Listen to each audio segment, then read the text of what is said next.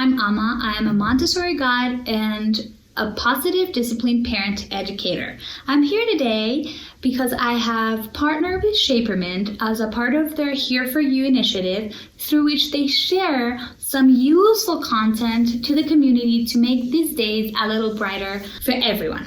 So what I'd like to share with you today is something called a family meeting.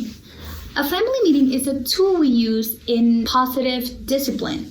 It's a very helpful tool to develop strong family connections and also to solve problems and celebrate each other. Now, this is a great time to learn how to use this tool, to learn how to have family meetings in your home, because as situations arise when we are all together, we may feel uncomfortable with what's happening, and we may not know how to communicate that in respectful ways to our family members.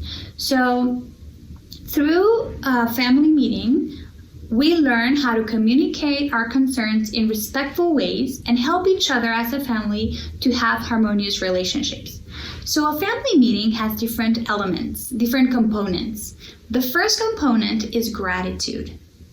Whenever we start a family meeting, we always share our gratitude towards one another. So the first time you have a family meeting, you're probably going to have to explain to your family, well, first that you want to have one, and you can just call it a family meeting. And once you are with them, you can explain to them all the components I'm going to share with you today. So we start by expressing our gratitude. Now, the first meeting you have, you can share the gratitude towards each member of your family and then ask if anyone else would like to share or express their gratitude. It is okay if the first time you are the only one sharing. If you're leading this meeting with a spouse, you can probably sit together ahead of time and talk about it so that both of you can share. It is important for the children to see how you share your gratitude so that later on during other family meetings, everyone can do it. Now, when you share what you're grateful for, it's important that you are specific in what you say. So if you're going to tell your child that you're grateful for something they did, make sure you specify what that is. Avoid saying things like, I'm so grateful for you, because that really doesn't tell the person why they're special. And everybody in the family should feel like they're a very special member of the group. So you can say something like, I appreciate your sense of humor. You're always telling good jokes that brighten my day, for example. Or you can say that you're very grateful or thankful for something they did if they picked up all their toys last week during some time without you telling them. Okay, so try to be very specific so that they really feel your appreciation towards them. So once that's done, we move on to the second component. The second component of the family meeting, it's called the family calendar and family chores. So this is more of a nitty-gritty part of the meeting, something that we do because we, as a family, you need to be organized, right? So if you have a family calendar, during this meeting, you can talk about what's going to happen next week. And if there's something that you've forgotten and somebody can remind you, then you add it to the calendar. And the calendar should be somewhere where everybody can see.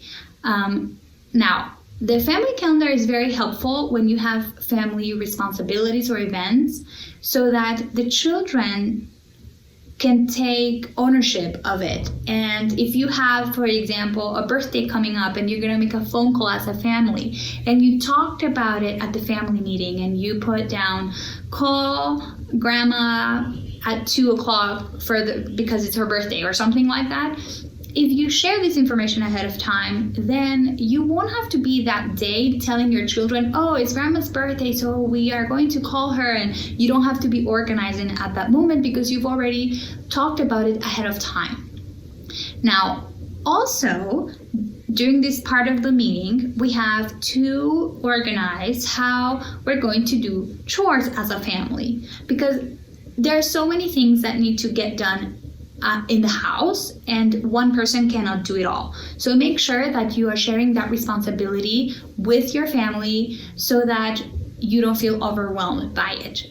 And so you can make a list of chores of the things that need to get done, and you can put on one side the things that every individual needs to do, like you need to clean up your toys and make your bed, all those sorts of things. And then you put other things that need to happen and everybody needs to help. Once that's done, we move on to our third component, which is the planning of a fun family activity.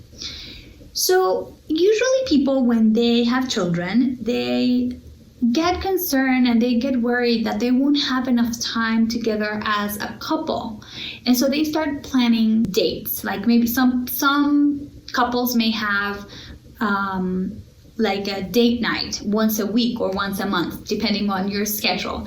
So it's kind of the same idea, but instead of just doing it with your partner, which is also important, you include your children. So you're gonna have a family activity, a fun family activity once a week with the entire family. And it doesn't have to be anything complicated. It can be something like playing a board game that you haven't played in a while, or going to the backyard and looking at the stars. And so it can be anything. If you have a very musical family, it can be playing music together. But the purpose of this is that you do get together as a family with that intention, that you are getting together to be with your family, to enjoy your family. And so it can be anything you want. The important thing is that you plan it, that you set the date and the time, so that this becomes an important activity in your routine and you don't postpone it. Okay, if you don't set a date and a time, most likely you're going to say, oh well, we'll do it later because right now we're busy. So the whole point of putting it in the family calendar is that you make it happen. Also, if you're going to plan something like, oh well, let's go look at the stars on Thursday at 8 o'clock. During the meeting, if you say, well, we're gonna need blankets, maybe we can make popcorn. I mean, you want to make it as fun as possible for everyone, right? And everyone can share their ideas about how to make this a fun event. During this time, you also share who's going to do what to make it happen.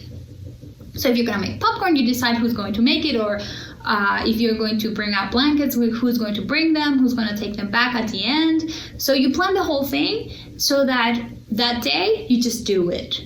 All right, so those are the first three components: gratitude, family calendar, and family chores, and planning a fun family activity. If you notice, we haven't started really sharing our concerns or, something that bothers us. So this is very important, because you don't start a family meeting saying, well, this thing bothers me. You start a family meeting setting the tone. You start a family meeting appreciating each other so everybody feels embraced. And then you do family calendar and family chores so that everybody is practicing sharing their ideas and brainstorming, to things that are really not a problem. Now comes the part of the meeting that helps us solve a problem. It's called the agenda. The agenda is a paper that you're going to have where you're going to write down the problem that needs to be solved. So typically the agenda will be posted somewhere in the house where everyone can see it and everyone can add to it if they have something they would like to talk about during the family meeting. So many people put it on their fridge because that's a very common area that everybody comes in and out of the kitchen, so everybody sees what's happening. Now, you're not going to put a whole problem down, but you're probably going to want to say something like client phone calls, because maybe you're having trouble during your client phone calls because everybody's at home and it's too noisy when you have them, and this is being very difficult for you. So you just write down client phone calls. And then when you get to that part of the meeting, you share with them. You say, well, I'm the one who wrote this down. What's happening is that while I'm having my phone calls with my clients, I can't focus on what I'm doing because there's a lot of noise around the house. And that really frustrates me because I can't get my work done the way I would like to. And then you open it up. You say, I would like for you to brainstorm with me to see if we can find a solution so that I can do this activity the way I'm supposed to. And then you let people talk, and you let every person needs to be able to share what they think or what they want. Maybe a person says, well, I don't have anything to offer, but if anybody has something they want to say, they should have the opportunity to do so. So when they're brainstorming, you're not going to make any judgment about the solution. You're just going to write it down. So your spouse also can have an opinion or a solution, and your children as well. So you're going to write it down, and then you're going to say, well, these are all the solutions I have. Which ones do you guys think we should try this week? And then that week you try that solution. Maybe one of your children tells you that maybe before you start your phone call, you can let them know. And so they will not know to go to the room or to turn off the TV. Or maybe they say, well, let us know before, and then you can come up with a signal, and if we're still too noisy. And then when we see you give us that signal, then we'll make an effort to keep it down so you can hear well. Now, every family meeting is going to be different because every week you're going to have different issues that you're going to talk about with your family. So your problems or the things you bring up to the table are going to be very different from the ones your children bring up to the table, because maybe your child is concerned because you don't spend as much time together anymore. I don't know. Right? So that kind of problem is going to be solved in a different way. So the purpose of it is that everybody feels comfortable and happy with the solution that's been offered. So that's actually the other component, is the problem solving and choosing a solution. And then you're going to wrap up your family meeting with a family activity. Maybe you'll have some ice cream, or maybe you will sing a song together or play a game.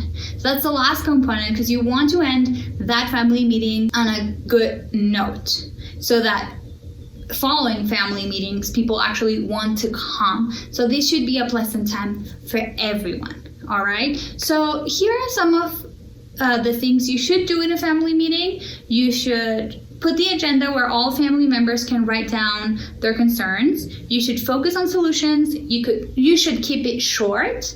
You should plan a fun family activity for the week, and you should have them every week. Now, here are some don'ts for a family meeting. Don't blame others or yell. If you feel or if you see someone is getting really upset about something, put a pin on that and then wait until next week and talk about it with your family and say, you know what, guys, we're gonna continue talking about it next week when everybody has cooled down. Don't try to control it. Okay, a family meeting is not supposed to be something to your benefit. It's supposed to be something to the benefit of all members of your family. And don't forget, learning these skills takes time, and that's okay. Our mistakes are learning opportunities for growth. So even if your first family meeting doesn't go as you planned or as you wish it had gone, it's okay. Just keep trying, and I promise every family meeting it will get better. So these are the points that you should touch during the family meeting. First, gratitude, then family calendar, family chores. You should plan a fun family activity. You should have the agenda, do the problem solving and choosing a solution, and then do a family activity at the end. Well, that is pretty much the format of a family meeting according to Positive Discipline. Thank you all for watching, and thanks to Shapermint for this awesome initiative. And remember, guys, to stay positive, keep in touch with your community, and share this content if you found it helpful. Bye!